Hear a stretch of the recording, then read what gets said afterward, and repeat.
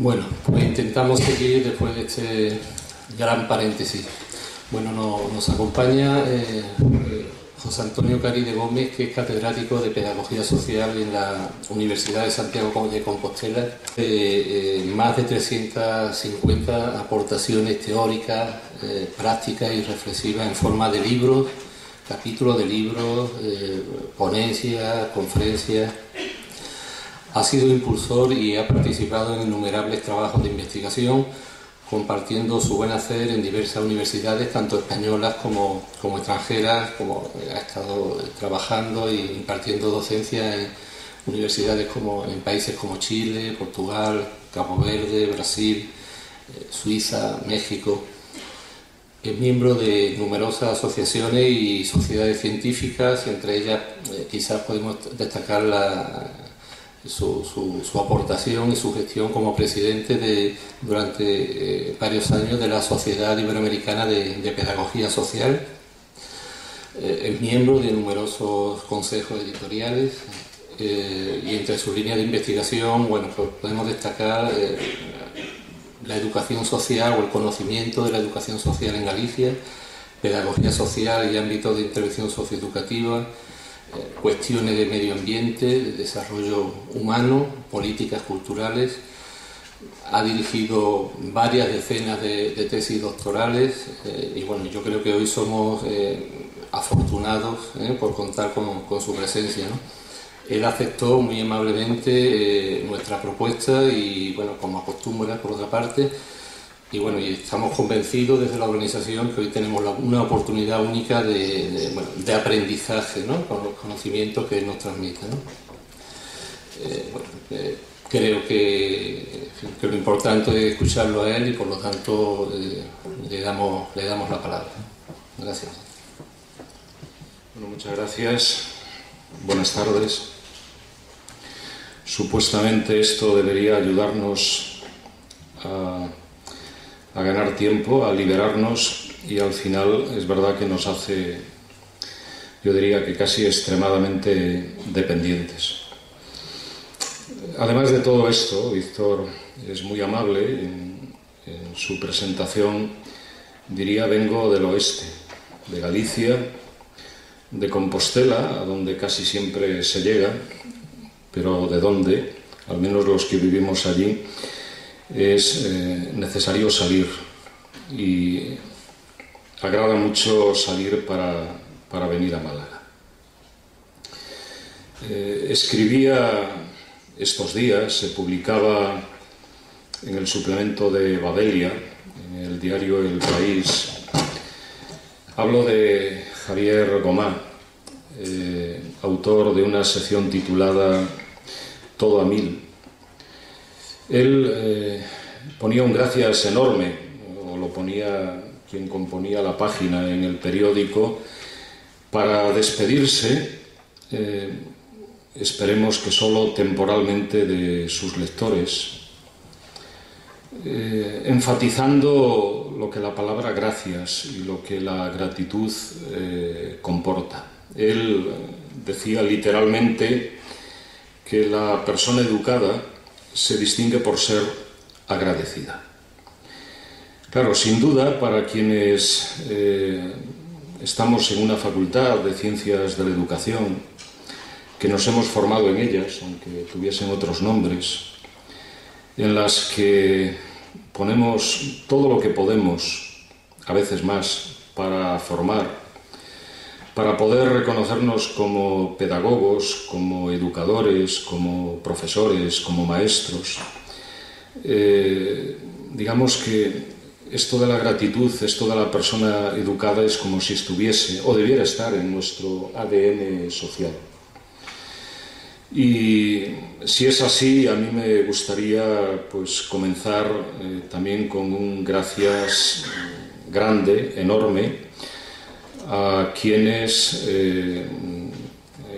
hacen posible que esté esta tarde con vosotros y con vosotras aquí.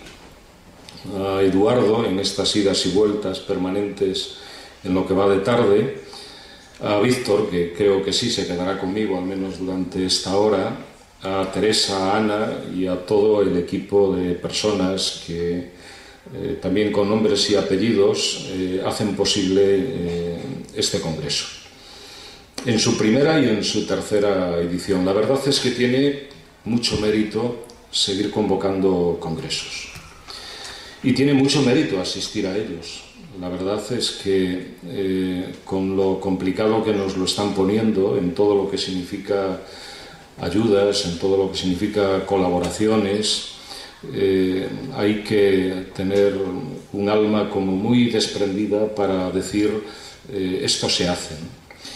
Decía Bertolt Brecht que él hablaba de sus tiempos, claro, decía hay tiempos en los que hasta lo que es como más necesario necesita ser demostrado, necesita ser justificado. Pues da la impresión de que efectivamente estamos en esos tiempos y, claro, siendo así, el mérito de ellos como organizadores, de ellos y de ellas y de ustedes como participantes, en algunos casos viniendo de lejos, de muy lejos, pues es muy de agradecer. Pero yo quisiera también llevar esta gratitud al recuerdo. Es un gracias por todo lo que significa darme la posibilidad de regresar a Málaga.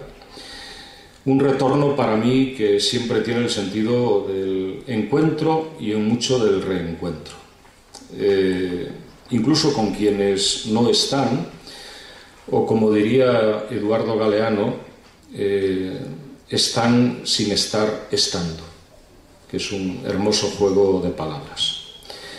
Hablo de Constancio Mínguez, que dejó aplazado, no se sabe para cuándo, su viaje a Chile en el año 2005 para asistir al segundo Congreso Iberoamericano de Pedagogía Social, donde le esperábamos y le esperaremos siempre. Hablo de José Manuel Esteve, que en algún lugar seguirá poniendo hojas a su árbol del bien y del mal. Él que nos decía, con ese modo tan suyo de relatar la vida y la educación, hablaba de la educación como esa actividad utópica, inacabable, sobre la que siempre se puede hacer más y siempre se puede hacer mejor. ¿Cómo no recordarle?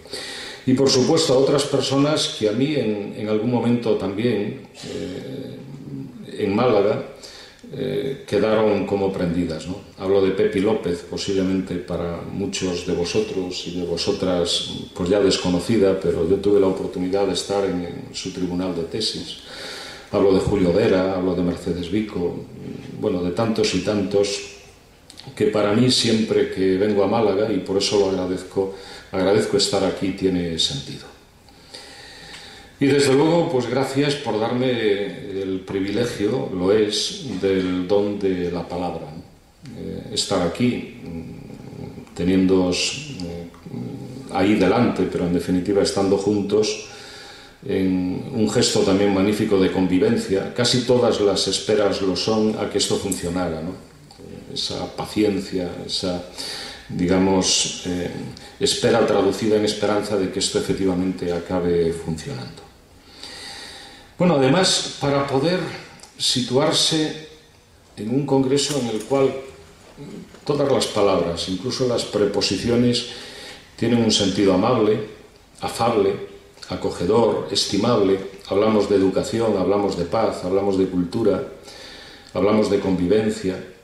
Es verdad que muchas veces más de la que desearíamos, de la que tenemos, en todo caso siempre de la que necesitamos.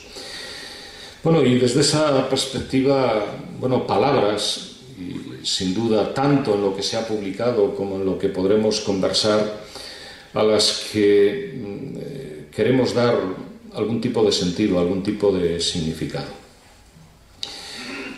Yo intenté, en cierto modo, de trasladarlo al título. Da la impresión de que es un imperativo. En realidad lo que quiere ser fundamentalmente es un modo de decir lo que deberíamos hacer, o al menos intentar hacer, educar para convivir, que es mucho más que educar para vivir. Y poder hacerlo además desde una lectura de la pedagogía, desde una lectura de la educación que reivindica, creo que es una necesidad permanente, su compromiso con la sociedad. Hemos intentado muchas veces explicar qué es la pedagogía social. Yo me acabo remitiendo casi siempre a un juego de preposiciones. Es una pedagogía o una educación que se hace en la sociedad, que se hace para la sociedad, pero que sobre todo quiere hacerse con la sociedad. Y es todavía en mucho el desafío que tenemos, porque afortunadamente es una pedagogía que tenemos que construir. He intentado en ese sentido, bueno, pues trasladar al título también el significado de lo que esta convivencia debe ser en términos de cultura de paz. Pocas palabras con tan pocas letras dicen tanto. Y lo dicen sobre todo en relación a aquello que queremos que nos habite siempre. La paz, todas las sensaciones que transmite la paz, las emociones, las razones en las que en definitiva debiera fundamentarse. Tan difícil de construir y lamentablemente tan fácil de destruir. Bueno, desde esa perspectiva, esta mañana mismo, ¿no? Paseando por Málaga, en apenas 5 minutos un montón de gestos que contrarían efectivamente este afán por vivir y convivir mejor, ¿no? En cómo se conduce, en cómo se da una respuesta, en cómo se obstaculiza un paso. Bueno, pues parece que muchas veces casi todo está a favor de contrariar la mejor convivencia posible. Vamos a ver si es posible. Mi argumentación irá justamente en sentido contrario, que en lugar de ir a la contra vayamos a favor y que efectivamente el viento, surcando ese mar inmenso, incalculable, lo dice Violeta Núñez, que es la educación, nos permita la mejor de las travesías. Es verdad que de vez en cuando con algún temporal y puede que llegando no siempre al puerto que deseábamos. Hay mucho que tiene que ver con la condición humana, que incluso podríamos decir que parece que nos hace humanos y que sin embargo es muy poco convivencial. Los desahucios, las corrupciones, las violencias, las agresiones, sean cuales sean, en el fondo son expresión de lo que somos, pero están muy lejos de lo que deberíamos ser o de lo que pretendemos ser, al menos cuando hablamos de la educación. Bueno, pues esto yo he intentado trasladarlo a un guión, es el que está escrito, es básicamente lo que conduce, lo que se ha publicado en, vamos a decir, el libro de actas. Intentaré explicar por qué estas expresiones y no otras, qué razones, qué argumentos, incluso qué sentimientos hay detrás de cada una de estos enunciados. Que yo diría que fundamentalmente, más allá de la introducción, lo que plantean son como 3 afirmaciones, yo diría que en realidad como 3 estados de ánimo. Aquellos con los que a mí al menos, y creo que seguramente los compartimos totalmente, nos gustaría ver la educación. Y además de poder verla, poder practicarla. Aquella que en definitiva nos habla de la paz y de la ciudadanía como un horizonte o como horizontes pedagógicos en una sociedad globalizada, que es un modo de llamar a la sociedad que tenemos. Desde luego, el poder referirse a la educación como una práctica que se compromete con la paz y los derechos humanos. Entender también la convivencia sobre todo como una práctica comunitaria. Ojalá que fundamentalmente allí donde la cotidianidad, la vida cotidiana nos da sentido, porque es en definitiva donde estamos, donde vivimos.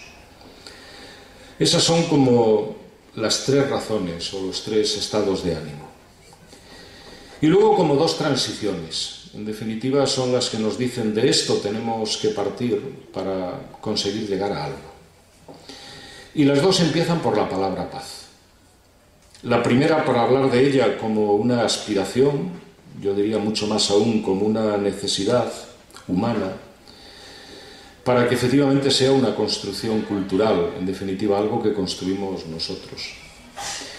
Pero también la paz como cultura, que es un modo de jugar con la expresión cultura de paz, para su construcción como una práctica pedagógica y social, que en definitiva es donde básicamente yo voy a situar mi discurso. En mucho es un juego de palabras.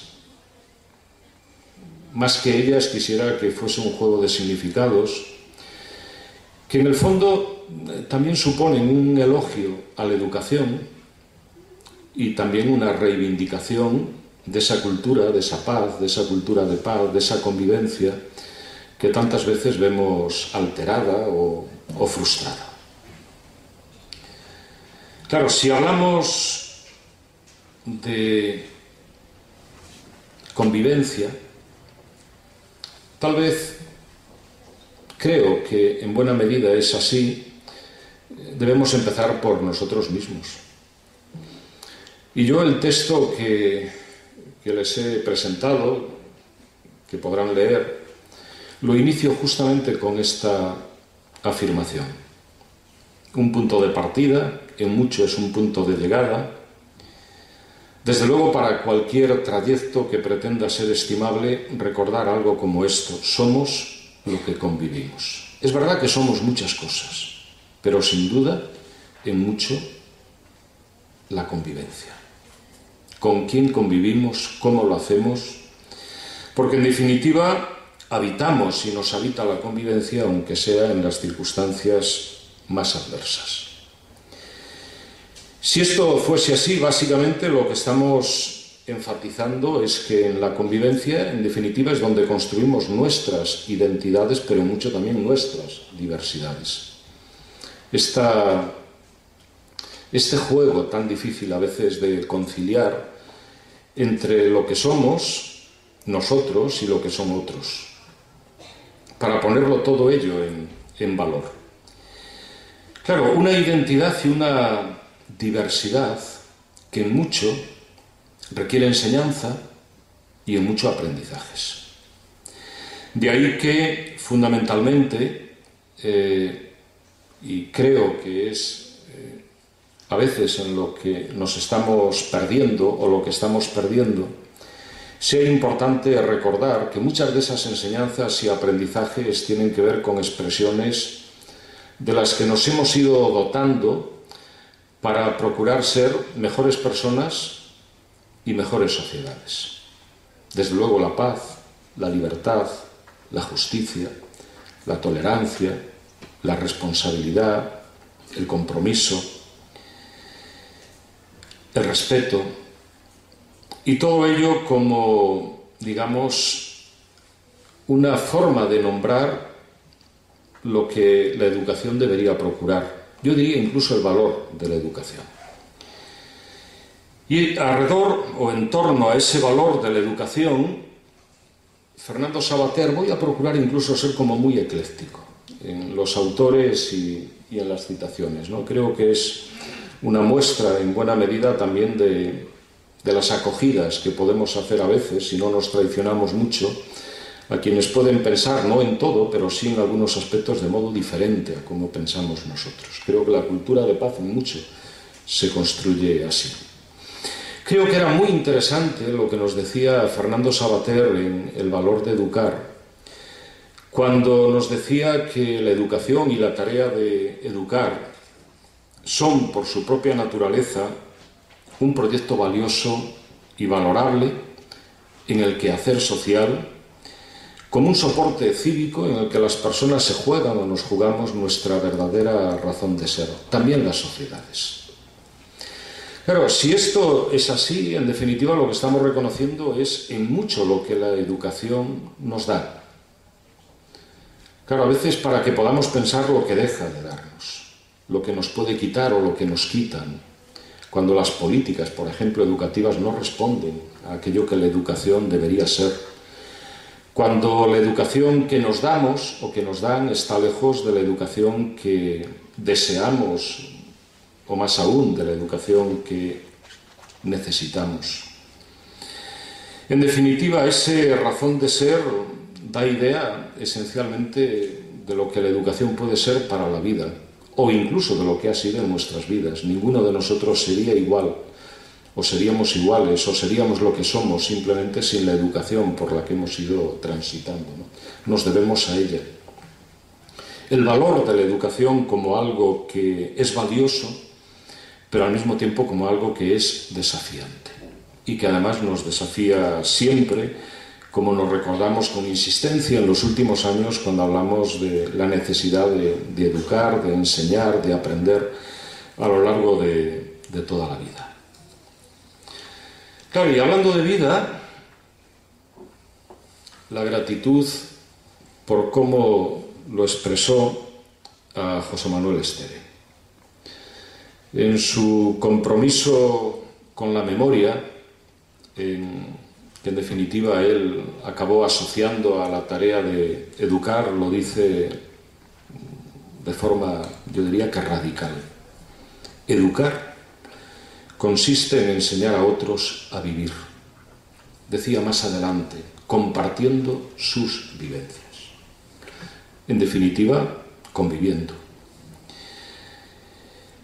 Con él, y añadiendo alguna anotación más, yo diría, claro, vivir o convivir no de cualquier modo, sino de aquellos modos que ciertamente lo sean con dignidad, poniendo énfasis en valores, en ideales, en saberes, en comportamientos, en actitudes, en emociones, podríamos seguir añadiendo, que nos agranden en la condición humana en todo tiempo y en todo lugar, individual y colectivamente. Claro, si entendemos esto y sobre todo si tratamos de ser coherentes con todo lo que esto significa, estamos ante un desafío, un reto inmenso. Y mucho más aún cuando la realidad es este tiempo y este lugar del que hablamos está lleno de contrariedades o de adversidades. Eso que en diagnósticos rápidos podemos decir son las crisis, sean económicas, sean de valores, sean culturales, sean incluso personales. Y desde esa perspectiva es desde la que a mí también me gustaría recordar a Constancia. Una imagen de vuestra facultad, era su casa, es vuestra casa. Un fragmento de lo que escribía para aquel congreso al que nunca llegó en Chile, en Santiago de Chile, en 2005, y una carta que en las Navidades del año anterior nos intercambiábamos para, bueno, en definitiva, expresar, como él hacía, mucho de lo que debería ser más que de lo que es la sociedad en la que estamos. Ya él hablaba de crisis, decía, son los momentos de crisis los más adecuados para la verdadera reforma, cualquiera que nos podamos imaginar. Yo no creo ni que estuviese hablando de la reforma o de cualquier reforma educativa. En esos momentos es cuando los valores y los derechos humanos deben tomarse como referente de un proyecto de vida. Esa declaración de menos de 1000 palabras, que posiblemente hoy seríamos casi incapaces de redactar y de aprobar, y a la que le hemos ido dando décadas de vida, pero no siempre, es decir, mucho más en las palabras que en las realidades. Hablar de derechos humanos, al menos, aun con los cuestionamientos que le podamos poner, sin duda, significa remitirnos a ese momento en el cual fuimos quien, como sociedad, como humanidad, de decir como mínimo esto, ¿no? Como mínimo para ser capaces de vivir y de convivir, sabiendo a dónde deberíamos llegar, ¿no? Claro, pero decía algo más, y esto ya estaba en la correspondencia. Tenemos el deber ineludible de respetar y cumplir los mínimos éticos, posiblemente esa ética cordial de la que habla Adela Cortina, que ayuden a construir una sociedad solidaria y en paz. No basta, decía, con buenos deseos, porque ese discurso ya se ha pronunciado muchas veces. Lo que necesitamos son prácticas que las hagan viables. Claro, era una invocación a la necesidad de comprometernos, de ir más allá de aquello que está en las palabras, en los discursos, en los conceptos, en las declaraciones, en las leyes, para decir, bueno, podemos cumplirlo, podemos hacerlo. Y en cierto modo es un modo de luchar contra cualquier fatalismo, ese que nos pretenden imponer ahora aquellos que siempre renegaron del intervencionismo y ahora resulta que son más intervencionistas que nadie, ¿no? Porque nos intervienen todos los días y casi a todas horas, ¿no? De que las cosas son así porque no pueden ser de otro modo, ¿no? Pueden serlo, deben serlo. Y hemos de hacer lo posible porque efectivamente lo sea. De ahí que puede que tenga también sentido lo que Federico Mayor Zaragoza, a quien sin duda hemos de reconocerle mucho en el protagonismo que la expresión cultura de paz tiene en nuestras sociedades, en la nuestra, pero a nivel mundial, a través de la labor que venía haciendo como director general de la UNESCO. Claro, no lo dice él, esto lo he puesto yo, pero si buscamos pretextos y si queremos situar estos pretextos en algún contexto, a lo mejor tiene sentido que nos planteemos también una transición que vaya más allá de la verdad incómoda, esa expresión que tanto popularizó Al Gore para hablar de algunos cambios, sobre todo aquellos que tenían que ver con procesos ambientales, cambio climático, etc. Aquí la verdad incómoda la podemos poner en cualquier recorrido de la crisis. Claro, pero es que más allá de la verdad incómoda está la incomodidad de la verdad, que en definitiva tiene que ver con cómo vive la gente o cómo mal vive. En un mundo en el cual debería ser absolutamente insoportable, ya no hablo de nuestras realidades más próximas, las que vemos todos los días, por las que transitamos, que 1.300, 1.400 millones de personas estén en los umbrales más mínimos de la pobreza, que 800 millones se mueran de hambre, o que objetivos tan en principio asumibles y conseguibles como son los que se trazaron en la Asamblea del Milenio en el año 2000, los objetivos del milenio, su declaración, sus metas, sus indicadores, efectivamente se cumplieran, ¿no? Claro, en el 2015, que era el horizonte, estaba muy lejos, pero en el 2013 ya está muy cerca. Y estamos muy lejos de cumplir la promesa. Así lo presentaban en sus lemas. Bueno, entre sus palabras y las mías, lo que quedaría es algo así como lo siguiente. Desvelar las verdades incómodas es urgente. Claro, no es solo desvelarlas o desocultarlas, en ese sentido que Paulo Freire le otorgaba también a lo que debería ser la educación, una desocultación permanente de realidades o de verdades. Es diagnosticarlas, es preguntarnos por qué son así y no de otro modo, es en definitiva también cuestionarlas.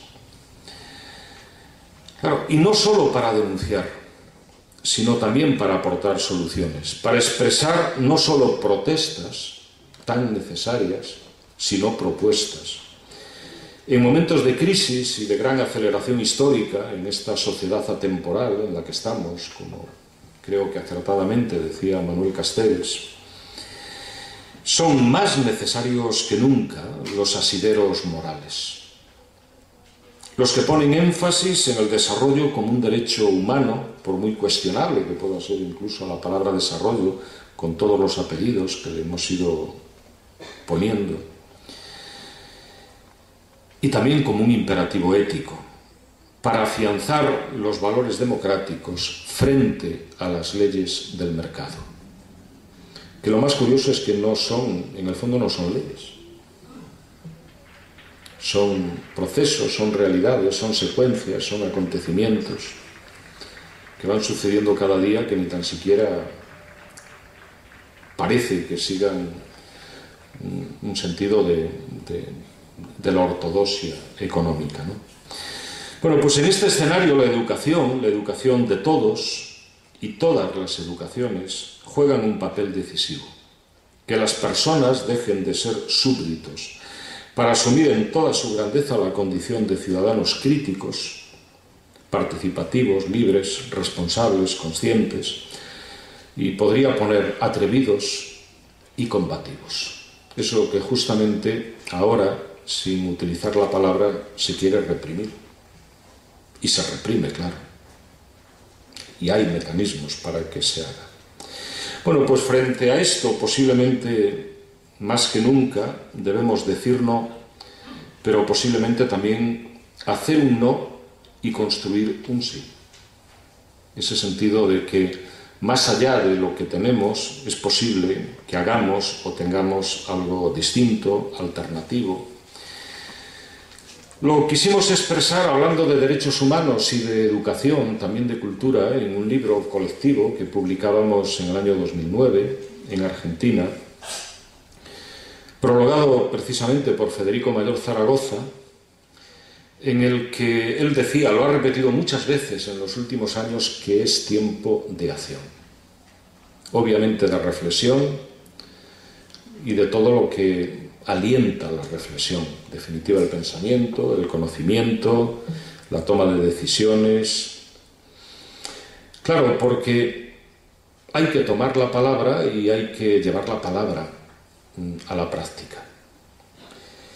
En ese sentido es en el que, bueno, pues decíamos o hablábamos de la necesidad de procurar otros horizontes para la convivencia, local y global, dos expresiones que quieren hablar de lo que tenemos cerca y de lo que está lejos. Por eso es tan importante el guión que las une, que es donde se hacen todas las transiciones y donde posiblemente tengamos más que nunca la necesidad de pensar, de actuar y de, yo lo pondría entre comillas, desarrollarnos alternativamente. Ese otro desarrollo posible, ese otro mundo posible, que los foros mundiales nos han ido dejando como un testimonio de, digamos, de reivindicación permanente de aquello que efectivamente puede ser, incluso globalizándose, mundializándose, la sociedad en la que estamos. Porque en definitiva lo que posiblemente implique esa acción es pasar de la indignación a la reivindicación y efectivamente a algún tipo de práctica. Hoy más que nunca necesitamos poner en valor los valores. Puede que sea en mucho un juego de palabras, pero sabemos bien de lo que estamos hablando. Sobre todo si situamos los valores en la educación y la necesidad, cuando nos la quieren quitar, de una educación que piense en la ciudadanía, que sea para la ciudadanía, que sea con la ciudadanía. Un énfasis, este último, que creo que no hemos destacado tanto como debería ser. Claro, posiblemente haciéndonos partícipes a quienes, al menos profesionalmente, estamos en la educación, de una tarea que la mayoría de los profesionales no tienen, al menos que asumir explícitamente, y es, siendo ciudadanos y sin dejar de serlo, educar a otros en la ciudadanía. Es una responsabilidad enorme, que agranda el quehacer educativo, el quehacer social y a quienes lo protagonizamos. Poder hacerlo desde luego en las escuelas, pero poder hacerlo sobre todo en la sociedad. Cuando hay tanto que contraría efectivamente el sentido y la razón de ser de esto que decimos que es la ciudadanía. Porque en definitiva hablamos de nosotros. Hablando de los otros, en definitiva, a quien situamos también en primera persona como un quehacer que hemos de asumir desde esa perspectiva es de nosotros mismos. El oficio de ciudadanía, esta expresión me parece muy hermosa, de la que hacía uso Fernando Bárcena para titular uno de sus libros, entendido como el arte de vivir en comunidad, de ser uno mismo, pero al mismo tiempo de poder ser con los otros. Y esto no es nada fácil, más bien es difícil, es complicado, y de vez en cuando puede que sea necesario que nos reconozcamos en la dificultad de lo mucho que significa conseguir que efectivamente podamos ser nosotros siendo con los demás, con todos los demás. En mi opinión, esto es como algo así como un proceso en el cual posiblemente mucho de lo que hablemos en términos de identidades y diversidades comience por reconocernos en la condición de sujetos. Es verdad que no es fácil diferenciar a veces el ser sujetos de ser objetos. Hace mucho la sociedad para que seamos esto último. Pero ahora hemos de hacer mucho nosotros mismos y ha de hacer mucho la educación para que seamos lo primero. Y para que aunque nos reconozcamos o nos reconozcan o nos atribuyan la segunda condición, poder decir yo soy, yo sigo siendo, una afirmación que Paulo Freire, a quien luego veremos y citaré, insistía para evitar esa dualidad un tanto diabólica, decía él, entre la condición de sujeto y objeto. Claro, porque en definitiva ser sujetos lo que supone es tener derechos, pero también asumir deberes. Significa activar libertades y responsabilidades. Y todo esto, en definitiva, para hacer posible condiciones de convivencia, que en definitiva deberían serlo de convivencia, que sea justa, que sea democrática, que sea tolerante, que sea solidaria, que sea libre, inclusiva, diversa, plural, pacífica. Y sabemos que estamos hablando de horizontes o de realidades, haremos uso de la palabra utopía, que son mucho más fáciles de nombrar que de practicar. A esto, en cierto modo, se refiere Paulo Freire. El texto está en su lengua, portugués de Brasil, pero también en su traducción al castellano, al español, en un hermoso libro, como la mayoría de los suyos, o todos los suyos, que se iniciaban con la palabra pedagogía. Desde la pedagogía del oprimido hasta la pedagogía de la esperanza, esa relectura del primero, y este casi testimonio vital de última hora, en el que nos decía algo, yo creo que tan sugerente y para tan dar a pensar como lo siguiente. Era lo que él pensaba, así lo decía. A veces pienso que se habla de ciudadanía como si fuera un concepto muy abstracto. Como si cuando la palabra ciudadanía fuera pronunciada, automáticamente todos la adquirieran. Como si la ciudadanía viniese, algo así, en nuestra razón de ser biológica o por el hecho de nacer o estar en un determinado país. Como si fuese un regalo que políticos y educadores dieran al pueblo. Decía, no, no es eso. Es necesario dejar claro que la ciudadanía es una producción, una creación política. Y por lo tanto, una creación educativa, pedagógica, social. La ciudadanía se construye. Decía Juan Sáenz, no nacemos ciudadanos, nos hacemos ciudadanos. Y nos hace la educación partícipes de ese hacerse en la ciudadanía. Si es así, y si entendemos la ciudadanía como una construcción, y al menos desde la perspectiva de quienes trabajamos en la pedagogía social, decimos que ha de ser una construcción pedagógica y social, por lo tanto no solo curricular, no solo escolar, no solo pedagógica, no solo educativa, va más lejos, afortunadamente. Desde luego es importante que lo sea para una convivencia local y global. Desde luego, si atendemos a lo que dice la ministra Báñez, pues para que los jóvenes, nuestros jóvenes, tengan claro lo que es eso de la movilidad exterior, ¿no? Que parece que es lo que ahora están haciendo nuestros jóvenes cuando se van a trabajar a otros países, ¿no? Porque aquí no tienen el modo o las oportunidades de lo que significa el derecho a trabajar. Y decimos, bueno, pues todo esto, claro, en tiempos que tienen sus apellidos. De sociedades algunas, que parece que son de acogida amable, cuando hablamos pues, de sociedad del conocimiento, sociedad cognitiva, sociedad en red, pero otras, claro, cuando a veces hablamos de posmodernidad o cuando hablamos, por ejemplo, de neoliberalismo o como se llame, pues resulta que esto de lo local y lo global ya entra en otras esferas. Parece que es algo que tiene que ver con la gente, pero sin la gente. Y claro, sin la gente significa que en definitiva prescindimos de todo aquello de quienes en definitiva hacemos esa convivencia.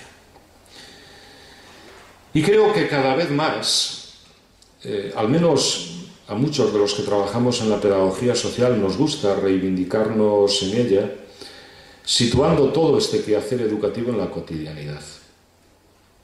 Nos lo decía ya hace muchos años Muñoz, uno de nuestros educadores, de esos que comenzaron haciendo la educación en la calle, ¿no? Hablando de la educación y de la pedagogía de la cotidianidad, ¿no?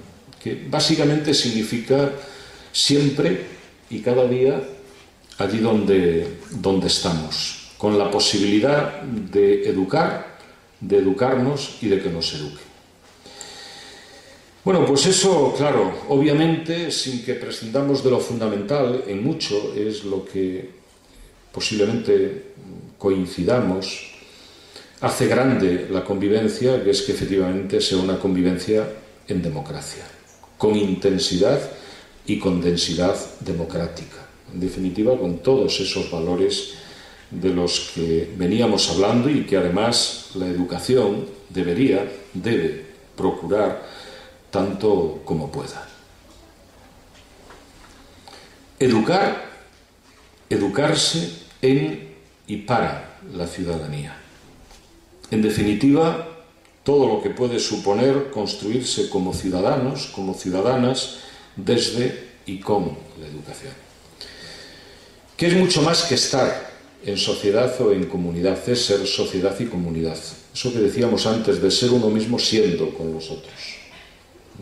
Con una visión que además es como muy solidaria en lo diacrónico y en lo sincrónico. Esto creo que es una de las pocas lecciones que nos dejó la palabra o la expresión sustentabilidad o sostenible, ¿no? Eso de poder satisfacer nuestras necesidades sin comprometer las que tendrán las generaciones del futuro, ¿no? Claro, significa pensar en el ser con otros, pero ser con los que aún no son, pero serán y queremos que sean.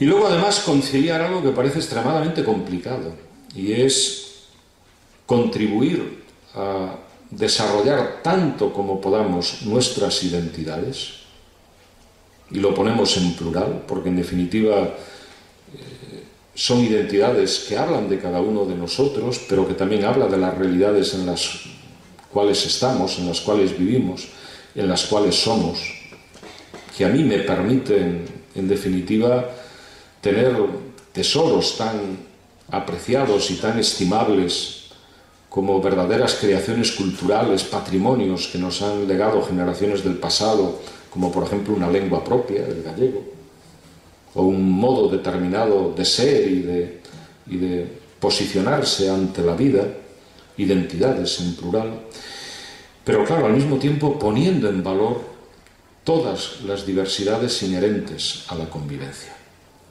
Comenzando por la biodiversidad, esa a la que tanto agredimos en el día a día, hasta todas las diversidades que hablan de culturas, que hablan de sociedades, que hablan de creencias, que hablan de religiones y que hablan de dificultades, efectivamente, para que unas y otras puedan ser, y además lo sean, respetándose, tolerándose, apreciándose, valorándose, y la educación haciendo lo posible para que eso pueda ser así.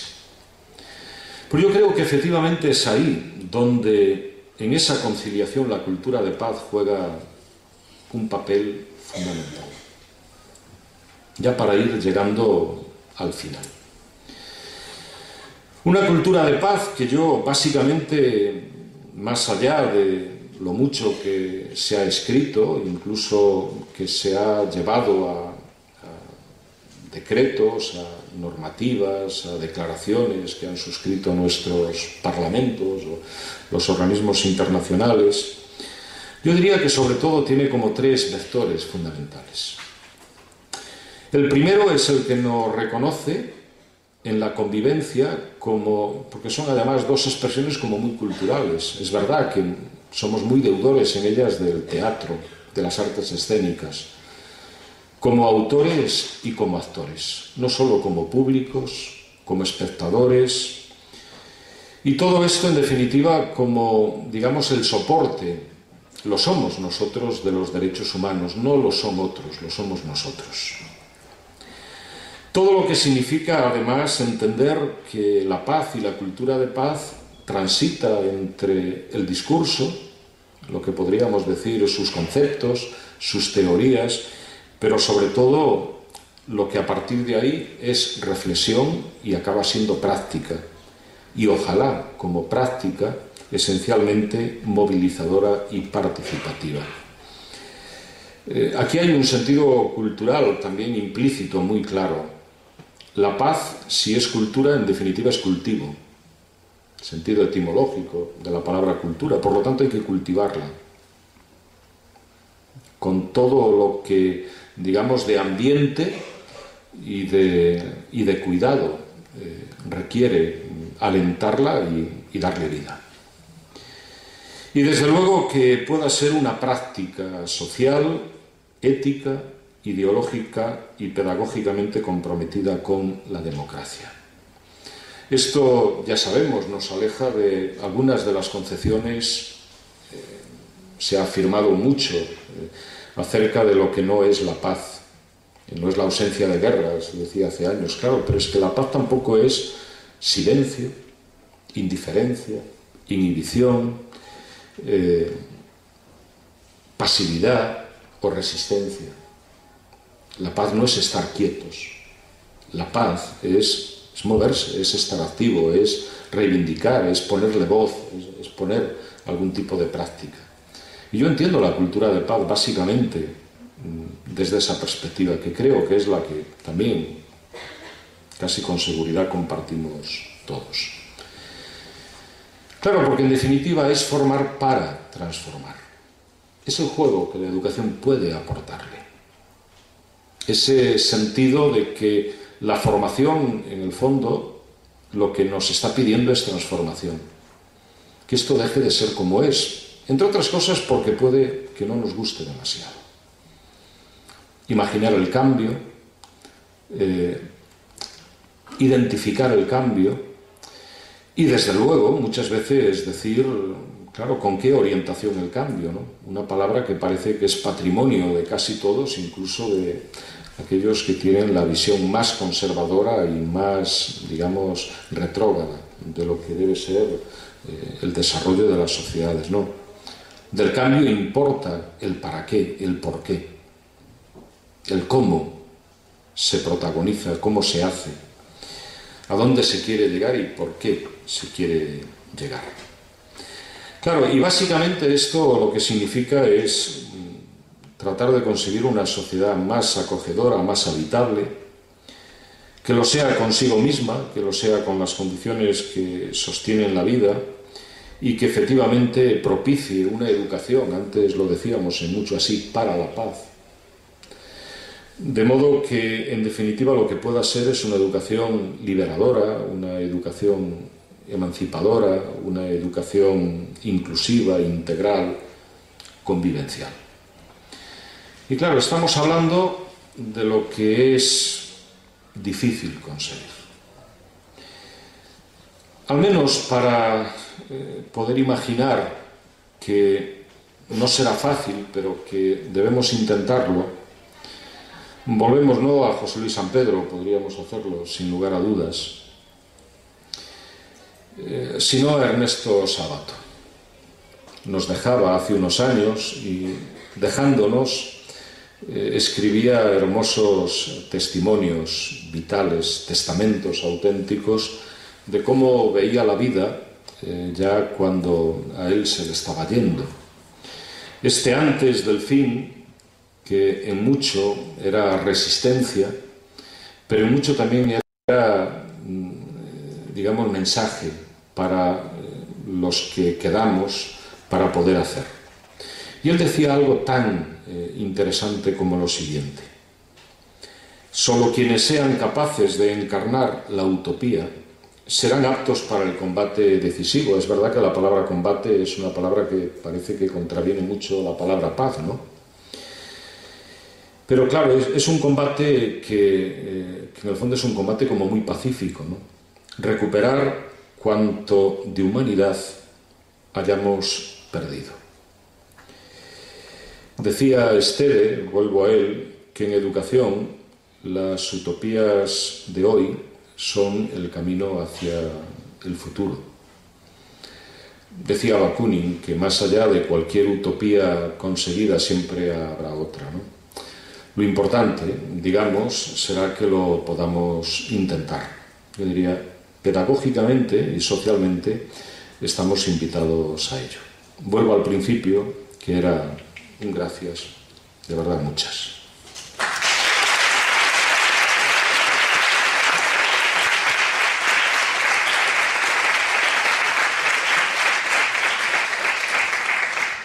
Gracias, José Antonio.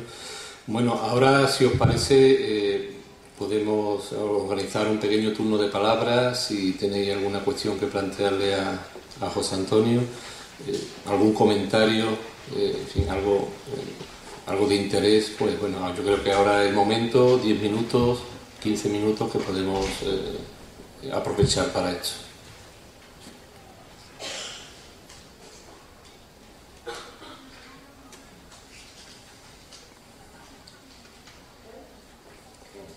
Sí, sí, por supuesto.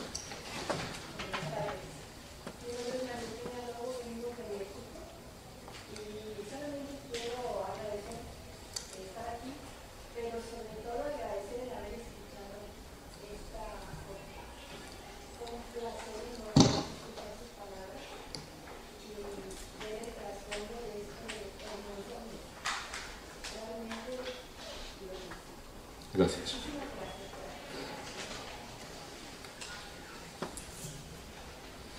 Muy bien, muchas gracias. ¿Qué decir? No, muchas gracias.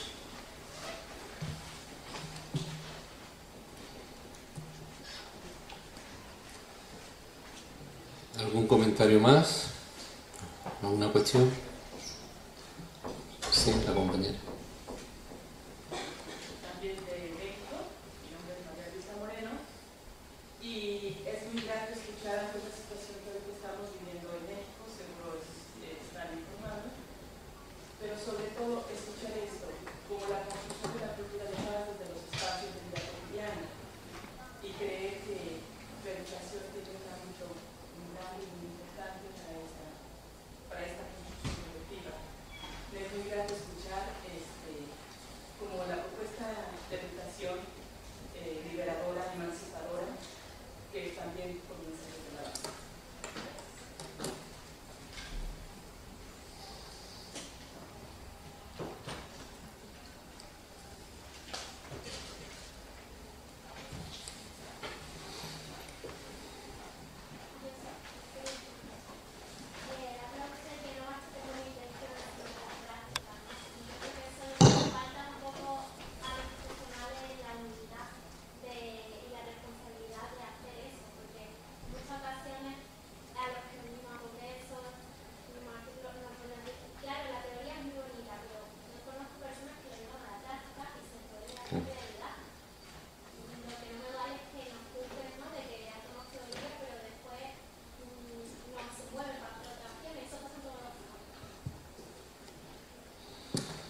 Sí, bueno, es verdad. Bueno, ya de partida, no todas las teorías son tan bonitas. A mí me gusta especialmente el sentido etimológico que tiene la palabra teoría. La palabra teoría era mirada, un modo de contemplar, de ver el mundo, ¿no? Si eso es así, no todos vemos o contemplamos el mundo igual. No todos vemos en él lo mismo, y en la medida en que no vemos lo mismo tampoco interpretamos o valoramos de igual modo lo que hay en él, ¿no? Hay demasiadas realidades ocultas para algunas teorías, ocultas o ocultables. De eso incluso se ha encargado de modo, yo diría intencionado, porque casi todo se hace por algo, ¿no? En bastante el currículum o los currículums oficiales, ¿no? Hay teorías hermosas, bonitas, efectivamente, pero hay teorías perversas. Y algunas son injustificables, por mucho poder que las ampare, que también, bueno, es el juego en el que muchas veces están, ¿no? Claro, el problema es cuando la teoría, sea cualquiera que sea, está completamente ajena a cualquier tipo de práctica o simplemente ajena a cualquier tipo de realidad. Es decir, que su posibilidad de mirar en el fondo es una ceguera. No ve nada, porque incluso, digamos, no le interesa ver nada. Aquellas teorías que miran intensamente, que miran intencionadamente, que tratan de desocultar, de desvelar, que se sitúan en la cotidianidad, ¿no? Que la ven en todas sus complejidades, en todas sus diversidades, obviamente se complican como teorías, pero al mismo tiempo se agrandan como oportunidades para el discurso y el debate teórico, epistemológico, metodológico, etc., ¿no? Y al mismo tiempo que lo hacen, se comprometen. Y es ahí donde, claro, lo que decimos debería ser coherente con lo que hacemos. Eso que es tan difícil, creo, de conseguir en la educación. De igual modo que hemos de ser capaces de reconocer en las prácticas educativas todo lo que tienen para que iluminen y para que creen y para que fortalezcan las teorías. Y las teorías, entre otras cosas, nos den la posibilidad de comunicar, de formar, de informar de ellas. Claro, lo que necesitamos es que una vez que lo hacen, vuelvan o no dejen de estar nunca en esa práctica para ser congruentes, consecuentes con lo que como tales teorías dicen. Y en general en las profesiones educativas esto es complicado. Incluso entre nosotros mismos ahora la disposición que tenemos responde a un arquetipo teórico que en general a todos es probable que nos disguste bastante. Alguien que está ahí, muchos que están ahí. Es lo que le pasa cotidianamente también a muchos profesores y profesoras. Es lo que, bueno, muchas veces nos desasosiega, una expresión hermosísima que llevó a Fernando Pessoa pues a hacer todo un libro de desasosiegos, ¿no? Pero al mismo tiempo lo que nos hace como profesores, maestros, educadores, pedagogos en mucho irrepetibles, ¿no? Bueno, todo eso, ¿no? Si mantenemos no la espera, sino la esperanza, son dos palabras que tienen la misma raíz terminológica, ¿no? Semántica, pues, y si confiamos que la educación del futuro será mejor que la educación que tenemos hoy, a pesar de los pesares y de que nos estén poniendo trampas todos los días, pues esa, digamos, armonía, conciliación, pacificación entre la teoría y la práctica se podrá producir. Afortunadamente ha luchado mucha gente para que sea así, ¿no? Hemos nombrado a algunos de ellos, ¿no? Por lo tanto, bueno, se trata de hacer realidad algunos sueños o algunas teorías.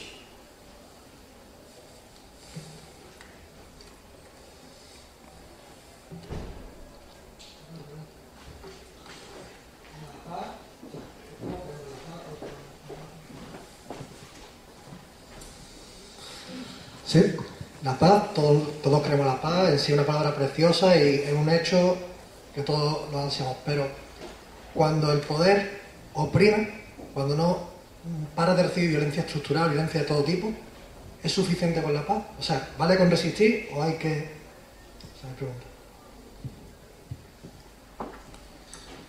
Bueno, queremos y necesitamos la paz.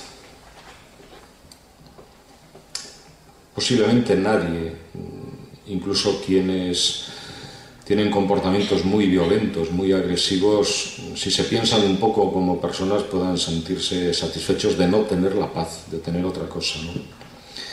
Pero lo que pasa es que, como casi todo lo que se mueve en el plano de lo estimable, de lo ideal, incluso el hecho de tener la paz o llegar a la paz o dar la paz, esa expresión que utilizan con bastante frecuencia las religiones, se convierte en una dificultad, parece que a veces insalvable, ¿no? Y desde luego, bueno, mucho de lo que nos ha ido enseñando ya desde hace décadas, ¿no? Todo lo que significa, digamos, articular, poner la palabra educación al lado de la palabra paz, educación para la paz o educación para una cultura de paz, etc. Lo que nos ha recordado, bueno, es la naturaleza humana asociada al conflicto, a la violencia, a situaciones que contrarían en mucho lo que la palabra paz significa, ¿no? Y desde luego, sobre todo en aquellas circunstancias en las cuales, digamos, la opresión, la represión, la guerra, la agresión, todo lo que en definitiva violenta a cualquier ser humano, el temor mismo, ¿no? Es una palabra que está en lo primero que se dice en la Declaración Universal de los Derechos Humanos, merece que tenga algún tipo de respuesta desde la paz. Con lo cual, la cultura de paz en mucho, yo creo, que tiene que ver en esto que decimos que es su construcción con cómo luego la situamos en la resolución de conflictos, en las mediaciones, en las defensas. Yo creo que a veces, sobre todo de quienes son más débiles, más frágiles, etc., ¿no? Claro, sabemos que la respuesta no puede tener, ya no digamos el mismo grado de represión, de agresión, etc., ¿no?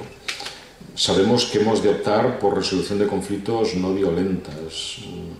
Sabemos que tenemos que confiar mucho en la palabra, en que efectivamente la educación nos forma y nos transforma, ¿no? Sabemos que a veces esto tiene que ver con, ya no solo con días, semanas, años, incluso décadas. Solo hay que ver dónde están los conflictos en el mundo ahora mismo, ¿no? Y la dificultad que supone tratar digamos, de simplemente a veces de poder contemplarlos y afrontarlos mínimamente, ¿no? Pero bueno, puede que más que nunca tengamos, antes decía, asideros morales para decir frente a todo esto puede haber esto otro. Y digamos, esa, al menos para mí, es la esperanza, creo que para todos nosotros, ¿no? Que queremos la paz y queremos dar la paz, y la damos a través de la educación. Y hemos de darla con convicción, con coherencia, aun sabiendo que mucho de lo que podemos hacer nos va a acompañar la contradicción, que también es una dimensión más de la condición humana, ¿no? Para bien y para mal, no sé. Entonces, bueno, creo que el valor de los valores, por decirlo así, es tan grande que efectivamente podemos... Escribían los educadores del Seminario Galego de Educación para la Paz, curiosamente, y yo he tenido una relación de amistad con dos de sus principales protagonistas, Suso Jares, Jesús Rodríguez Jares y Manolo Dios, que, bueno, entre ellos al final se complicaron un poco incluso sus relaciones, ¿no? Pero en tiempos se decía aquello de, se jugaba con la expresión armar la paz, armar la paz. Es un juego también interesante, ¿no? Porque habla de algo que en definitiva ejemplifica la violencia, que son las armas, pero al mismo tiempo decía, bueno, hablaba de la construcción, de cómo somos capaces de articular esto para que realmente esté en nuestras vidas, en las escuelas, en las calles, en los medios de comunicación social, que eso ya sería hablar de otro mundo, ¿no? En los poderes. Claro.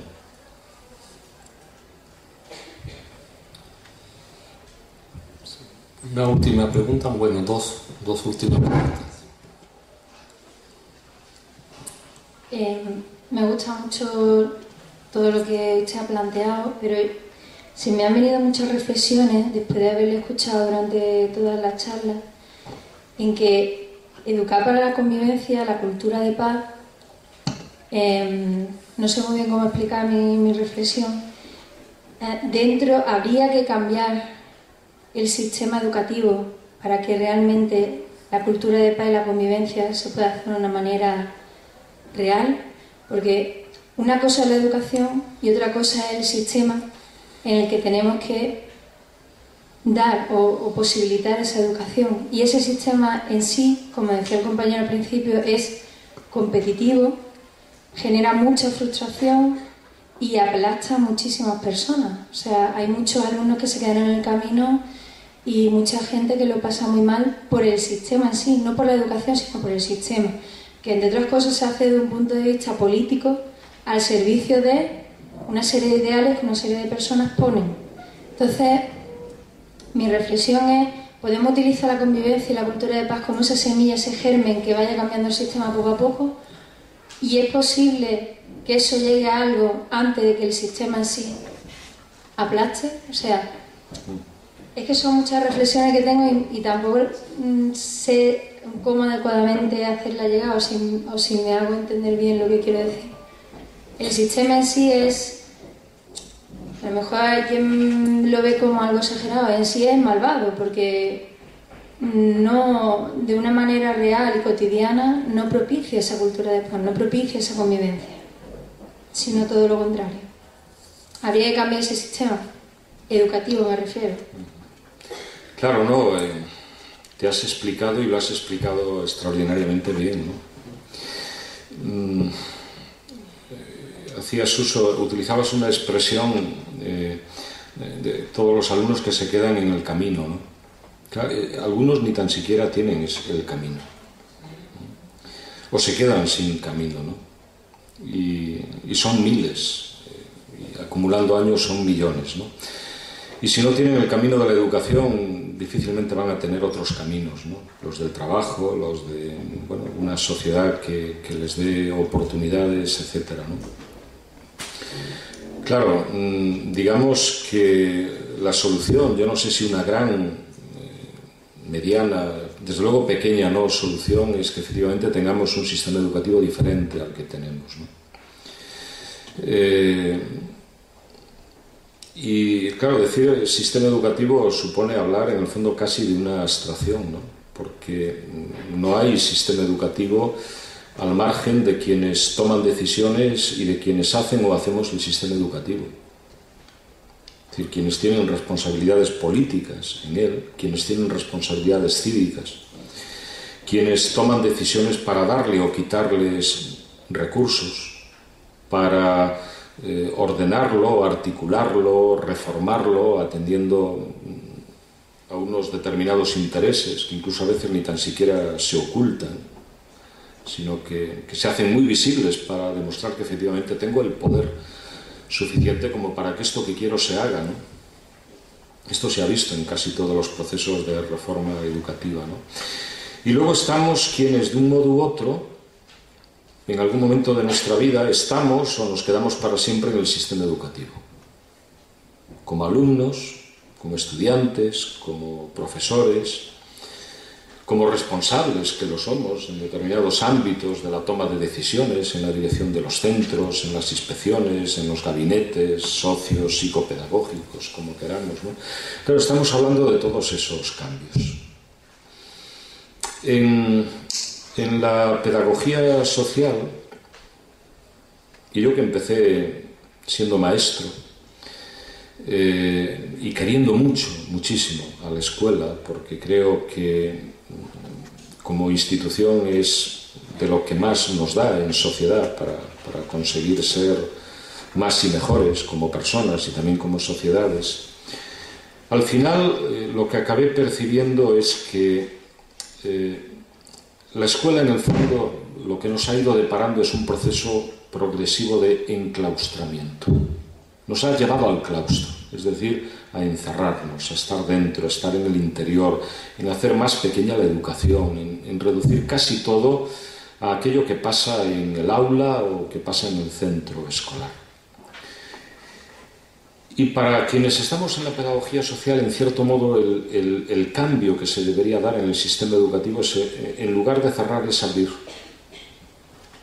Es volver, no la escuela, sino lo que es, lo que representa la escuela, lo que se hace en la escuela, a la comunidad, a la gente. En definitiva, es, antes decíamos, utilizando las palabras de Sábato, recuperar lo que hemos perdido de humanidad. Ese cambio que necesitamos, y ha de ser progresivo, y no va por la vía de la desescolarización o la desinstitucionalización, porque eso también para muchos es un sin camino. Lo que supone es recuperar mucho de lo que hemos perdido en la educación que deberíamos tener. Y que es la educación que, digamos, bueno, desde luego se piensa con otros tiempos y lugares, se piensa con otros protagonismos, se piensa con otros compromisos, que hace compatible los conocimientos con los sentimientos, etc., ¿no? Claro, tenemos una sociedad, incluso tenemos teorías suficientemente bonitas para ver cómo transitamos de estas ideas a esas prácticas. Pues posiblemente no, o no tanto como quisiéramos, ¿no? Pero yo creo que no podemos renunciar a ello. Ese cambio del que tú hablas lo necesitamos, porque si no, nos va mal. Nos está yendo mal, de hecho, ¿no? La educación que nos damos, yo vuelvo a decir, no es la educación que muchos queremos, ni tan siquiera la que quieren quienes están en las escuelas, ni es la educación que necesitamos. Lo que pasa es que, claro, esto se juega también en el terreno de los poderes estables o inestables, incluso con el amparo de las democracias, ¿no? Es decir, quien toma decisiones que nos contrarían, nos recuerdan cada día que las toman porque tienen el apoyo de la sociedad. Da igual. Ellos lo que querían era aquel apoyo puntual. Aunque la hayan perdido, aunque sepan que no la tienen, se reconocen entre sí absolutamente legitimados casi para hacer lo que quieran. Por eso, como se decía en la inauguración, hemos de buscar y hemos de estar donde les decimos así no, de este modo no.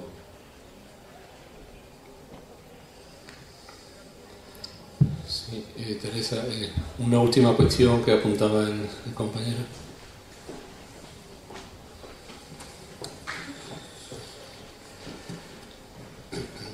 Buenas tardes. Al hilo de lo que se ha venido diciendo sobre la necesidad de un cambio en el sistema educativo y en la forma en la que vemos la educación, esa actitud combativa, yo voy a hacer un poco como un símil algo belicoso, aunque no en ese sentido, sino que podríamos convertirnos en una especie como de ejército de paz que lucha con la paz desde y por la paz, pero como en todo ejército, entre sus filas tiene que haber una mínima motivación, tiene que haber un sentido que le dé a esa lucha, porque ninguno se va a enfrascar en una batalla sabiendo que la tiene perdida desde el momento en el que enfunda el arma, por decirlo de alguna manera. Entonces, ¿no cree usted que antes de enfrascarse en una... La motivación tiene que ser algo fundamental, porque no hay un solo día en el que vea que la gente está totalmente desmotivada, no tiene un motivo por el cual salir a la calle, se quejan, se indignan, pero no terminamos de salir y tomar las armas para reclamar lo que siempre ha sido nuestro y que nos están quitando día tras día. ¿No cree que deberíamos de trabajar ante todo en esa motivación desde tanto los pedagogos que hay en el presente como los futuros, si todo va bien?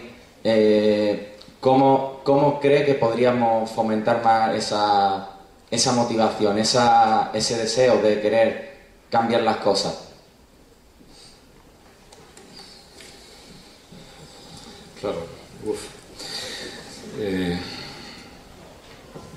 bueno, yo diría, también afortunadamente no hay recetas para cómo hacer eso, ¿no?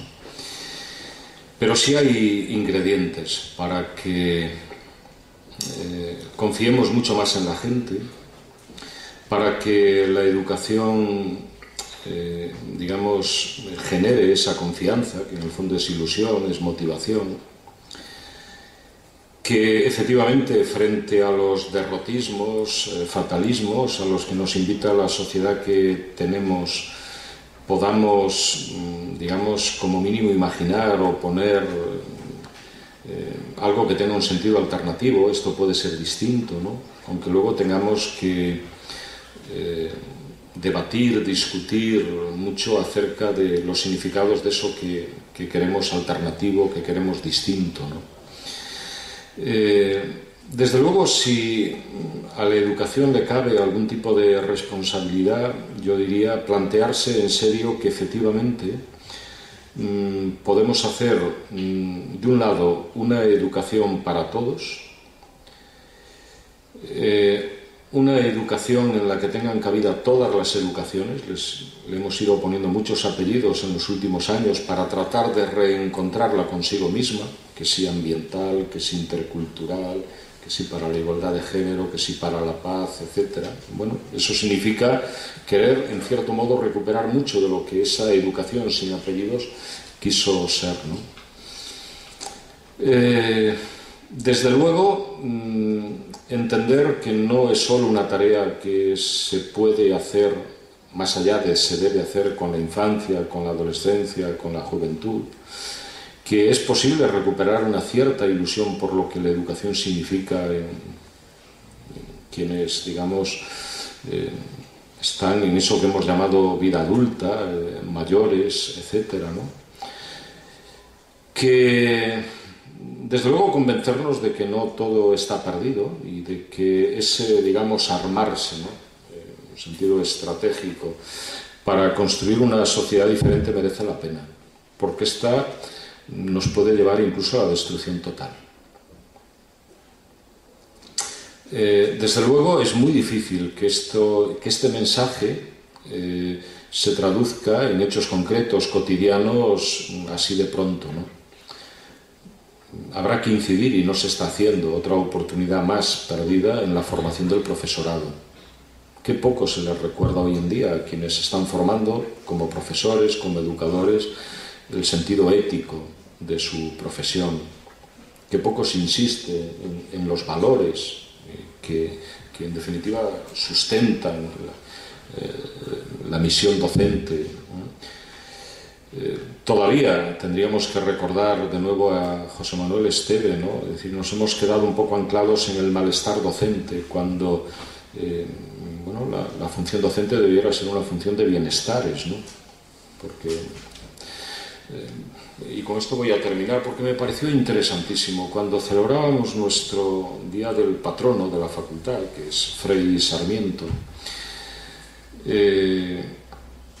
nuestro conferenciante, Agustín Fernández Paz, hacía un elogio fantástico de quiénes somos los educadores, los profesores, ¿no? Y lo hacía utilizando expresiones muy de la sociedad en la que estamos, ¿no? Riqueza, pobreza, ¿no? Y él situaba es decir, nosotros somos muy ricos, profundamente ricos, porque siempre estamos dando algo. Damos conocimientos, damos valores, y la verdad a cambio a veces sin esperar nada o muy poco, ¿no? Bueno, pues tendríamos que convencernos efectivamente de que somos, en el mejor sentido de la palabra, un colectivo, tú decías ejército, ¿no? Que realmente tiene una tarea muy interesante que hacer. Pero para eso también hemos de cambiarnos en bastante a nosotros mismos. En la formación inicial, en la continua, en los centros de trabajo. Bueno, puede que desaprender en algunas cosas y de aprender en otras para realmente sumar en esta tarea, ¿no? Y bueno, tú eres joven, por lo tanto podrás verlo si lo hacemos, ¿no? Yo también, que bueno, nos vemos en el siglo XXII sin problemas, vamos. Muy bien, muchas gracias, José Antonio. Yo creo que ha sido fructífero. Comenzamos bien, parece que comenzamos bien, comenzamos a pensar, comenzamos con grandes aportaciones. Agradecer desde la organización, desde el Congreso, a José Antonio su aportación, a vosotros el que hayáis estado aquí, que ahora seguimos.